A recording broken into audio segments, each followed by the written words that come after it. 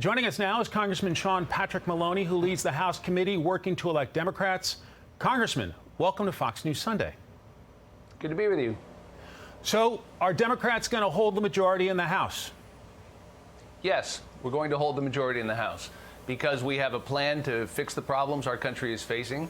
The other side has only a ploy to win back power for themselves, and ripping away our constitutional freedom, our reproductive freedom, has awakened millions of voters, and we see that in the astonishing comeback in the special elections in New York and elsewhere. We're on a roll, and we're going to win this election. Even with inflation, gasoline prices, a crisis at the border, and crime in American cities? Look, those are all serious problems, and we are working those problems. Gas prices are down more than $1.20 a gallon in just about 70 days. That's because the president increased supplies, went after price gouging, and released the Strategic Petroleum Reserve. So again, we are working the problem. Inflation will come down with those gas prices, but it's still too high, that's right. But the other side has no plan, of course, to reduce inflation. They have a plan to win power for themselves. And of course, we're the ones that are lowering prescription drug costs by finally taking on big drug companies, capping seniors' out-of-pocket costs. The Republican plan to expire Social Security and Medicare every 5 years. No, there's a real choice in this election, and we're going to win that. We're going to win that choice. The president Thursday night said MAGA Republicans are destroying American democracy. He tried to draw a line between MAGA Republicans and mainstream GOP, but he offended a lot of folks in the process. Here's the president in an old tweet during the campaign saying, quote, "We need a president who chooses unity over division." What happened to unifying? Well, there's nothing the president said on Thursday that has not been said by leading conservatives and Republicans. I mean, what the president said is exactly what people like Judge Luttig said. It's exactly what people like Vice President Mike Pence and John Bolton have said. If you listen to comments from previous presidential nominees like Mitt Romney. In other words, this is not Republicans versus Democrats. This is mainstream Republicans and Democrats versus MAGA extremists. This election is about mainstream versus MAGA, and I'm proud that we have a president that knows right from wrong. There was a lot of discomfort about the president delivering a partially political speech in front of those Marines in dress uniform. Democrats railed against President Trump when he made political remarks in nonpartisan settings. How is this different? Well, I wouldn't miss the larger point. And of course, those critics didn't complain when Donald Trump literally staged the fourth night of the Republican political convention on the White House lawn. I mean, my goodness. Or used our military to clear peaceful protesters in Lafayette Park. But I wouldn't miss the larger point of the speech. The point of the speech is that mainstream Republicans and Democrats agree on things like it's wrong to attack the United States Capitol, to spread a pernicious lie about the election being stolen, to steal our nation's secrets and keep them down there at the Motel Mar-a-Lago. I mean, Republicans and the Democrats are in large part in agreement. It's the MAGA movement that is extreme, that has ripped away reproductive freedom, that justifies the attack on the Capitol, that plays footsie with white supremacists and QAnon conspiracy theorists. That's what the president was talking about. Let me follow up, though. The president attacked MAGA forces. That isn't political? What I'm telling you is that the president has a duty to defend American democracy, and he is in agreement with leading conservative voices, the ones I just mentioned, that the attack on the Capitol was wrong, that it's wrong to spread a lie about the results of an election. I mean, Bill Barr, for goodness sake, knows right from wrong here. So this isn't just President Biden. This is mainstream versus MAGA, and we have a duty to defend American democracy. Look, we just lost 50 years of reproductive freedom because the runaway MAGA Supreme Court tore up Roe v. Wade. And every candidate, your next guest, is running for office, supports tearing up Roe v. Wade. We're going to defend Roe v. Wade and the reproductive freedom that all of us used to take for granted in America. So that's the movement that will take away your political freedom. It just took away your reproductive freedom, and the president is sounding the alarm. Okay, so since Roe v. Wade has been overturned and it's becoming a state issue, should Democrats running for office tell voters whether they support any restrictions on abortion? What Democrats support broadly is restoring the status quo, Roe v. Wade. We're for Roe v. Wade. The other side is going to ban abortion in all 50 states. That's your choice. I'll leave it to individual candidates to state their individual positions on any of the nuance. But I'm telling you right now, if you care about your reproductive freedom, if you think politicians shouldn't be making these decisions, that women and their doctors and their families should make these decisions, that's what Democrats support.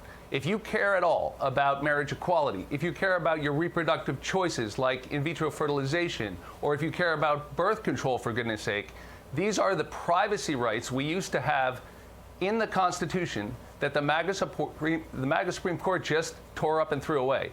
That's the choice this fall. Do you support any restrictions on abortion, any at all? Look, there were always restrictions on abortion embedded in the original Roe v. Wade decision.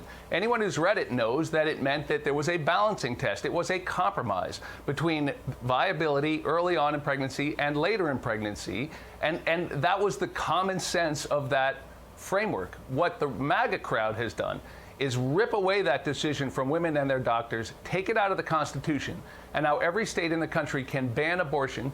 And if they get control of Congress, they will ban it in all 50 states. But the voters have another idea. And if you disagree with me, well, I'd like you to meet Congressman-elect Pat Ryan in upstate New York. Given the president's harsh comments on MAGA Republicans, how do Democrats justify running ads supporting Trump-backed candidates? Let's play a clip.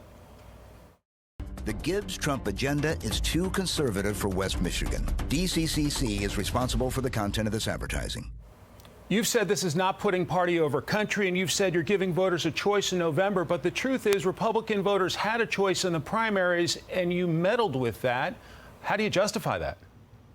Well, we just said what is true, which is John Gibbs is an anti-choice extremist who is too conservative for Western Michigan. So we have a great candidate there named Hillary Scholten, who's going to protect your reproductive freedom. She's going to beat him. And don't take my word for it. The Cook Political Report just moved that race to be much more likely one that Democrats will win. So your next guest can explain why he lost a safe incumbent for about $400,000. We call that winning a seat and protecting a woman's reproductive freedom by electing Hillary Scholten. There are Democrat groups trying something similar in New Hampshire. Here's what Democratic Congresswoman Stephanie Murphy said about that strategy earlier this summer. Quote, "Many of us are facing death threats over our efforts to tell the truth about Jan 6. To have people boosting candidates telling the very kinds of lies that caused Jan 6 and continues to put our democracy in danger is just mind-blowing." What do you say to your colleague?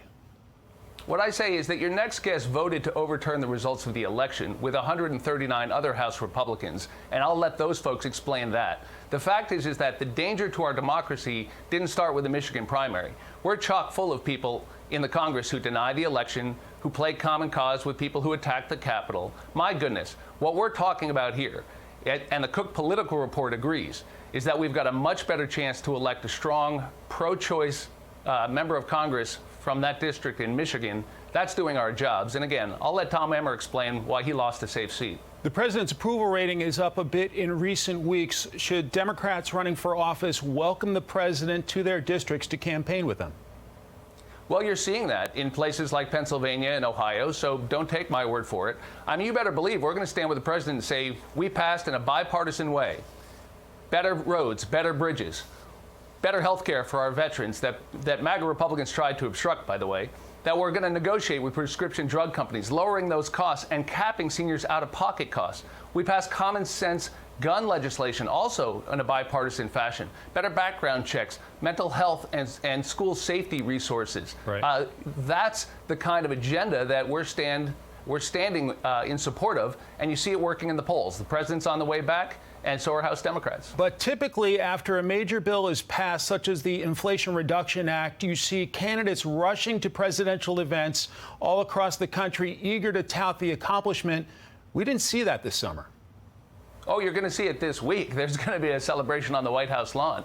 You're talking about negotiating cheaper prescription drug costs? My goodness, I'll bet your viewers support that. How about a cap on out-of-pocket expenses for seniors, closing the donut hole? That's in that legislation. You're going to see, finally, a minimum tax on the biggest corporations that have been getting away with murder, paying zero. That's in this legislation. And we're going to combat climate change, which is important to our future, and lead the world with green energy jobs. You better believe Democrats are going to celebrate that. So are the voters, and that's why we've been winning in special elections from Alaska to New York. Congressman Maloney, thank you. Great to talk with you. Subscribe to the Fox News YouTube channel to catch our nightly opens, stories that are changing the world and changing your life. From Tucker Carlson tonight.